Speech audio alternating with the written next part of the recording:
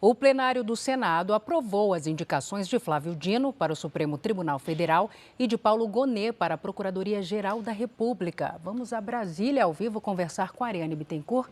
Ariane, boa noite para você. E as votações foram apertadas, né?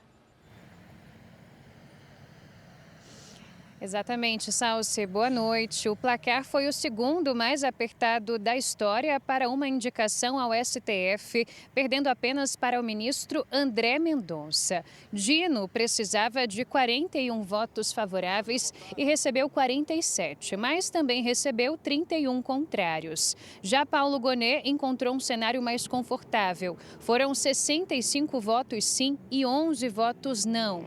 Antes da votação no plenário do Senado, Dino e Gonet foram sabatinados simultaneamente por cerca de 11 horas na Comissão de Constituição e Justiça da Casa. Agora será preciso que os nomes dos dois sejam publicados no Diário Oficial para que STF e PGR marquem as datas das posses. Salce. Obrigada, Ariane. Falamos já de novo. Flávio Dino e Paulo Gonet foram indicados pelo presidente Lula no dia 27 de novembro. O ministro Flávio Dino, aprovado para uma cadeira no STF, tem 55 anos e é natural de São Luís, no Maranhão. Foi juiz federal, deputado federal, presidente da Embratur e governador do Maranhão. Atualmente é senador licenciado e ministro da Justiça e Segurança Pública do governo Lula. Dino vai herdar a vaga de Rosa Weber no STF. O procurador Paulo Gonet tem 62 anos e nasceu no Rio de Janeiro. É escritor e doutor em Direito pela Universidade de Brasília.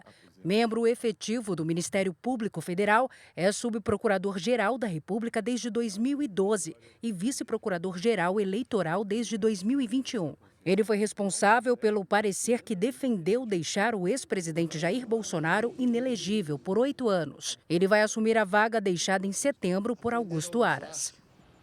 O Comitê de Política Monetária do Banco Central confirmou a expectativa e cortou os juros básicos da economia pela quarta vez seguida. Vamos conferir aqui no nosso telão. A queda foi de 0,5 ponto percentual. Com isso, a taxa Selic passou para 11,75% ao ano, no menor patamar desde março de 2022. O Copom ainda indicou um novo corte na próxima reunião, que deve acontecer em janeiro. Nesta quarta-feira, também, o Banco Central americano manteve a taxa básica de juros dos Estados Unidos entre 5,25% e 5,50% ao ano. A decisão repercutiu nos negócios aqui no Brasil. O dólar caiu quase 1%, cotado a R$ 4,91. Já o principal índice da Bolsa de Valores de São Paulo subiu 2,42% aos 129 mil pontos, maior nível desde junho de 2021. O ministro da Fazenda, Fernando Haddad, comemorou a decisão do Copom. O Copom, como esperado, fez mais um corte, sinalizando que outros virão.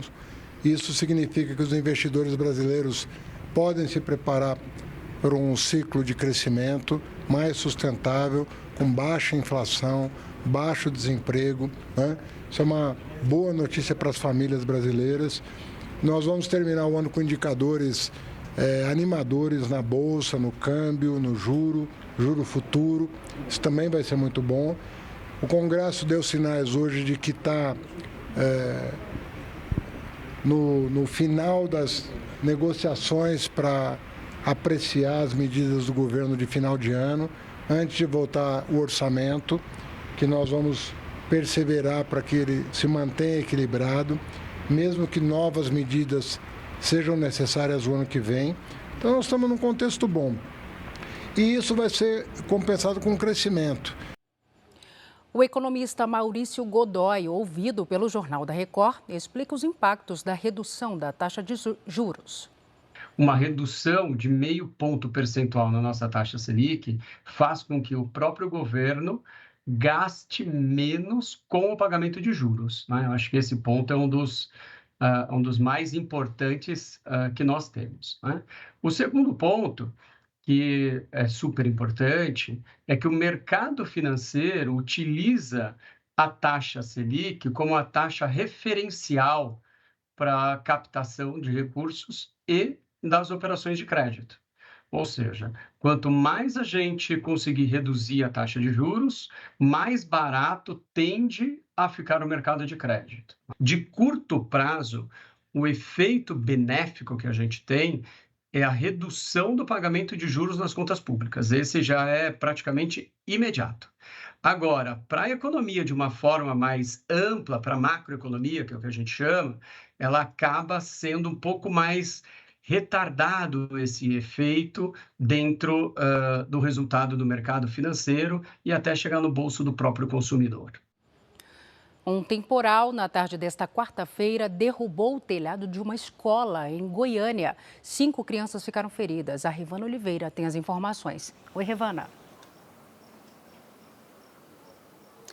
Boa noite, Salsi. Crianças de 4 e 5 anos faziam a apresentação de encerramento do ano letivo quando começou o vendaval. Telhas de amianto da parte de cima da escola caíram onde estavam os pais e os alunos. Houve tumulto. Os bombeiros foram chamados. 5 crianças precisaram ser atendidas no local. 3 delas foram levadas para o pronto-socorro, mas liberadas depois de passar por atendimento médico. A Secretaria Municipal de Educação informou que está dando todo o apoio às famílias e aos estudantes e que, a princípio, numa primeira vistoria, os danos são apenas relacionados às telhas quebradas. Salsi. Obrigada, Rivana. O influenciador e empresário Renato Cariani já foi investigado em 2 inquéritos e chegou a prestar depoimento sobre denúncias de emissão de notas falsas e desvio de produtos químicos. Para a Polícia Federal, todos os sócios sabiam dos negócios ilegais da empresa. O influenciador deve prestar depoimento na segunda-feira. Num vídeo publicado numa rede social, Renato Cariani reclama da divulgação das notícias sobre a investigação numa das empresas dele. A quantidade de absurdos que são escritas, a forma com que a mídia se apropria da sua imagem e constrói assim uma coisa horrorosa. Ontem a Polícia Federal fez buscas na casa de Renato e de outros sócios da empresa Anidrol. A suspeita é de emissão de notas falsas e desvio de produtos usados no refino de drogas. Para mim, para minha sócia e para todas as pessoas foi uma surpresa, como foi para você também. Mas para o influenciador, a operação não foi novidade. Em dezembro de 2021, Cariani já havia esclarecido à Polícia Civil de São Paulo o papel dele na empresa. Era a mesma investigação de fraude na venda de produtos químicos para farmacêuticas multinacionais. Ele se apresentou como responsável químico da Anidrol. Os inquéritos estadual e federal correram paralelamente. Em abril, o Ministério Público do Estado de São Paulo arquivou a investigação porque não encontrou vínculo entre o desvio de produtos químicos e a empresa do fisiculturista.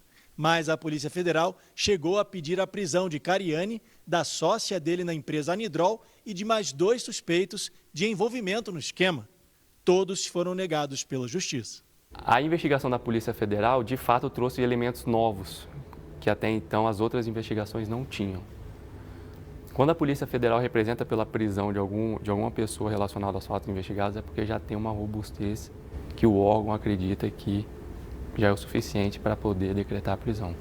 Para a PF, Renato Cariani forjou negociações para escapar da investigação. Foi uma coisa armada porque quem criou esse domínio é a pessoa que estava presa há semanas atrás por pertencer a uma organização criminosa voltada para o tráfico de drogas. Conversas obtidas pela polícia mostram que os sócios sabiam que o negócio era ilegal.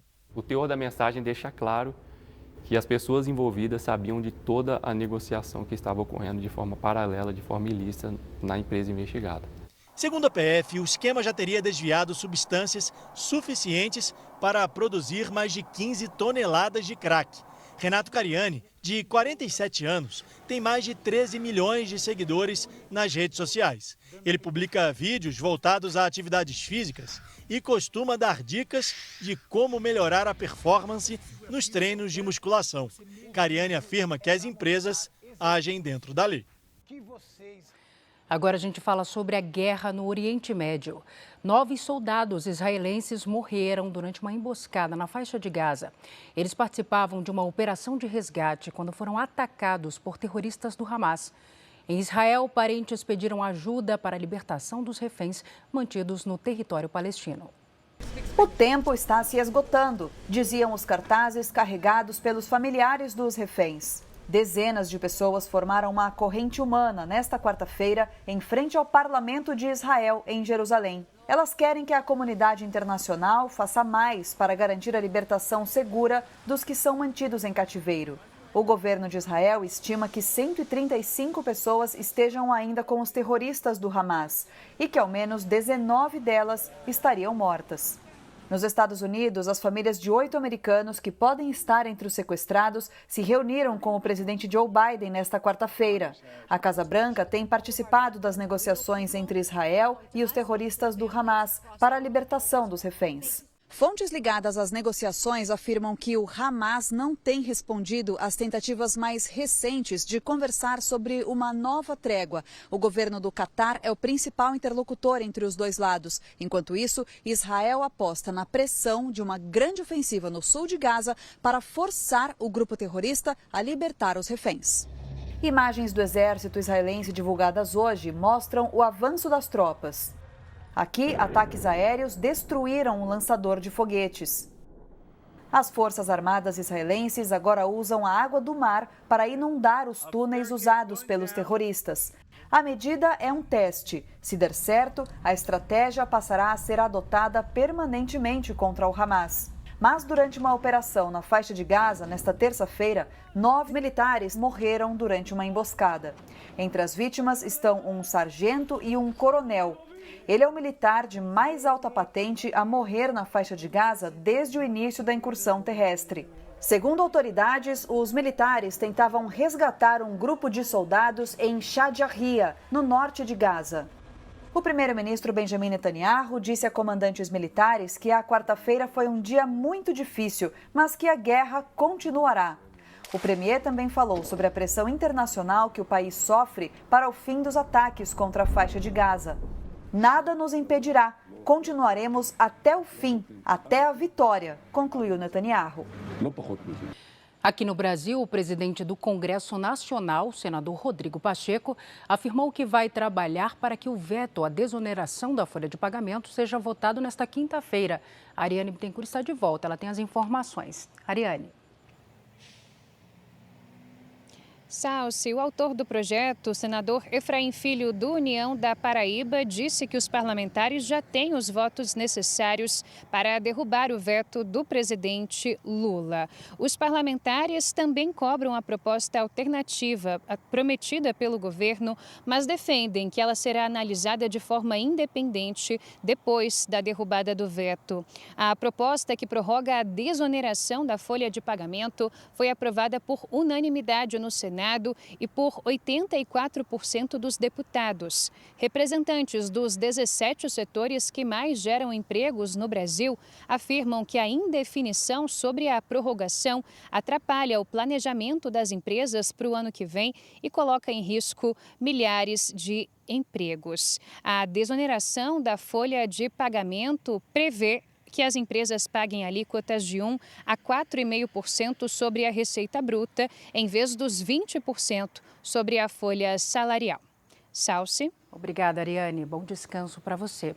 Cerca de 15 mil brasileiros vivem em Essequibo, região da Guiana que o ditador Nicolás Maduro quer anexar à Venezuela. Boa parte trabalha no garimpo e tem medo de uma possível invasão do país vizinho. É o que mostram os enviados especiais Guilherme Mendes e Lúcio Severino. Os comerciantes já sentem a queda no movimento. O povo está todo amedrontado, com medo. A venda caiu e as coisas estão tudo devagar. Muita gente foi embora de Purunim, principal centro comercial que abastece os garimpos do oeste de Essequibo. A região faz fronteira com a Venezuela e com o Brasil. Nós estamos às margens do rio Essequibo e este é o principal porto da cidade. É daqui que partem os barcos para os garimpos da região. O que só é possível com uma autorização especial do governo da Guiana. Mas devido ao cenário de risco, muitos moradores estão evitando fazer essa viagem. Ananias acabou de chegar do acampamento onde mora. Há quase 2 horas de barco daqui.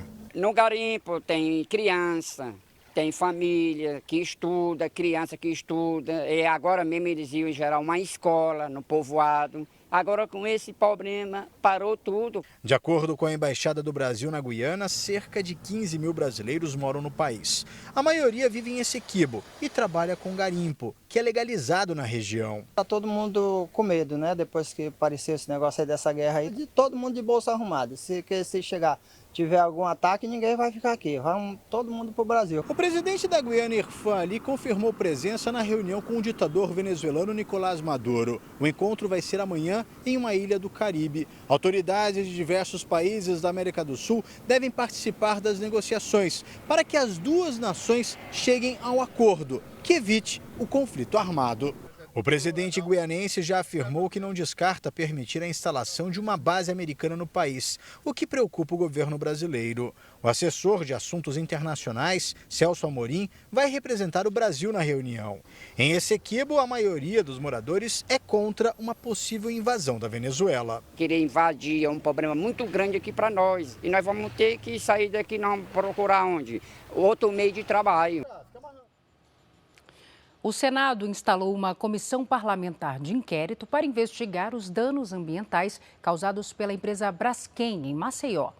Em 5 anos, a extração de salgema provocou a remoção de 55 mil moradores. As casas desocupadas recentemente estão sendo invadidas por criminosos. As casas e prédios desocupados do Pinheiro, que um dia foi bairro nobre de Maceió, hoje contam uma outra história. Dos números das antigas residências, restaram apenas sombras. Naquelas casas cujos moradores já foram indenizados pela Braskem, portas e janelas foram concretadas. Mas naquelas em que ainda não houve acordo, há apenas adesivos e lacres que só a própria Defesa Civil pode romper em ocasiões especiais. Foi o que estes agentes fizeram hoje na casa do Fernando, invadida por assaltantes no último dia 9. Depois de pular por esse muro, a primeira coisa que os ladrões fizeram foi destruir essa câmera de segurança. Aí, segundo o seu Fernando, eles vieram por aqui, a gente nota que realmente tem muita sujeira aqui no chão. E aí eles quebraram, como é que foi, seu Fernando? Eles quebraram isso aqui, como é que foi? Isso aqui, essa janela, essa parte da janela aqui. Da veneziana, né? É, para ter acesso ao ferrolho aqui, que fica embaixo. Quer dizer, são pessoas especializadas já nesse ramo, né? No dia 30 de novembro, o Fernando teve que sair de casa por causa do risco de colapso da mina 18. Assim como o Fernando, a Andréia foi retirada de casa de madrugada. O imóvel dela também foi saqueado. Bicicleta do meu filho, cortador de grama, 12 botijões de gás.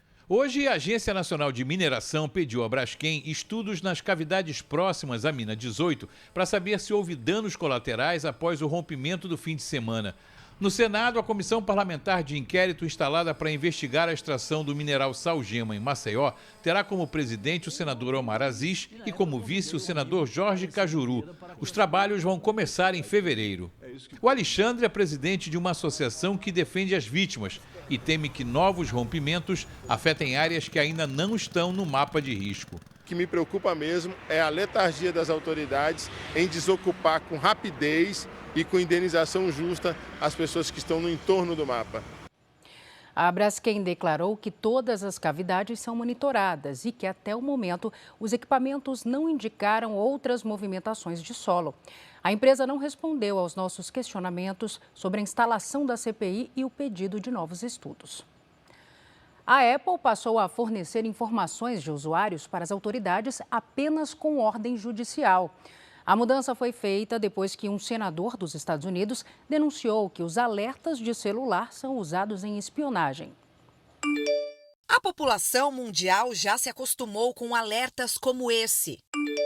São as chamadas notificações push, usadas por aplicativos para avisar sobre novas mensagens, promoções e até notícias. Mas, segundo o senador Ron Wyden, do Oregon, a ferramenta também é utilizada por governos para monitorar os usuários. E esse uso foi confirmado por fabricantes de smartphones. As notificações também podem conter dados como transações bancárias ou mesmo conversas pessoais. E esses alertas passam por servidores da Apple e do Google, que armazenam as informações particulares. Para o senador americano, é uma maneira das empresas e até de governos espionarem os usuários. O Google já exigia ordens judiciais para entregar os dados, mas a Apple ainda não. A empresa declarou que a denúncia abriu espaço para que mais detalhes fossem divulgados e que era proibida pelo governo americano de informar a população sobre o método. A companhia não divulgou quem recebeu ou quais dados foram repassados, mas descreveu os envolvidos como democracias aliadas dos Estados Unidos. Depois da denúncia, a Apple mudou as diretrizes para processos judiciais. Agora, o conteúdo só pode ser obtido por meio de um mandado de busca. O Google não se pronunciou.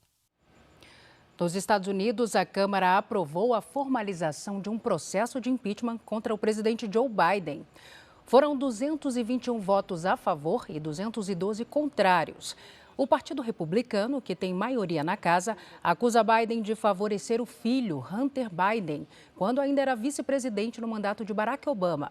A formalização do inquérito acontece após uma investigação feita por 3 comitês da Câmara. Até o momento, testemunhas foram interrogadas e documentos bancários analisados. Joe Biden disse que o processo é uma manobra política infundada. E agora o futebol. Na Liga dos Campeões da Europa, Paris Saint-Germain e Porto conseguiram a classificação para as oitavas de final. Já Milan e Newcastle não sobreviveram ao grupo da morte. Na Alemanha, o Paris Saint-Germain arrancou um empate contra o Borussia Dortmund. A DM abriu o placar para o Borussia. Zaire Emery fez o gol que garantiu a classificação do PSG. O Milan até fez a parte dele e venceu o Newcastle da Inglaterra. E de virada, já que o primeiro foi esse golaço do brasileiro Joeliton. Pulisic empatou para o Milan. E Chukwueze fez 2-1. O Milan foi aos mesmos 8 pontos do PSG, mas perdeu a vaga no saldo de gols.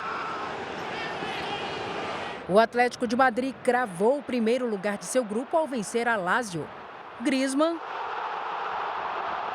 e o brasileiro Samuel Lino garantiram a vitória ao time espanhol. A Lazio ficou com a segunda colocação no grupo e a vaga na próxima fase. Outro brasileiro desequilibrou na vitória do Porto contra o Shakhtar Donetsk da Ucrânia. O Enderson Galeno marcou 2 vezes. E ainda deu 2 assistências. Placar final 5-3 e Porto nas oitavas. Já classificado, o Barcelona entrou com um time misto para enfrentar o Royal Antuérpia, que saiu na frente com Vermeeren. Ferran Torres igualou. O Barcelona cochilou na saída de bola e Jansen aproveitou para o Real Antuérpia, 2-1. O Barça empatou novamente com Gil. Nos acréscimos, Yusuf foi mais rápido que a defesa e deu a vitória ao time belga. Com a derrota, o Barcelona terminou a primeira fase com os mesmos 12 pontos do Porto, mas ficou em primeiro do grupo porque levou a melhor no confronto direto. O mata-mata da Liga dos Campeões começa em fevereiro do ano que vem. Pela primeira vez na história, uma partida da NFL, a Liga Profissional de Futebol Americano, será disputada no Hemisfério Sul e a cidade de São Paulo foi a escolhida. O acordo foi assinado pelo prefeito Ricardo Nunes em Dallas, nos Estados Unidos, sede da Liga. O jogo vai ser disputado na Arena do Corinthians, em São Paulo, na primeira semana de setembro ou na segunda semana de novembro do ano que vem. E os times ainda serão anunciados. O jogo vai fazer parte do calendário regular da Liga, ou seja, partida de campeonato, nada de amistoso.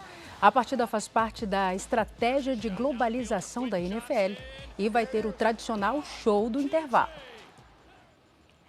Este foi o Jornal da Record. Ouça essa e as outras edições dos boletins JR 24 horas, agora também nas plataformas de áudio. Você fica agora com Fala Que Eu Te Escuto.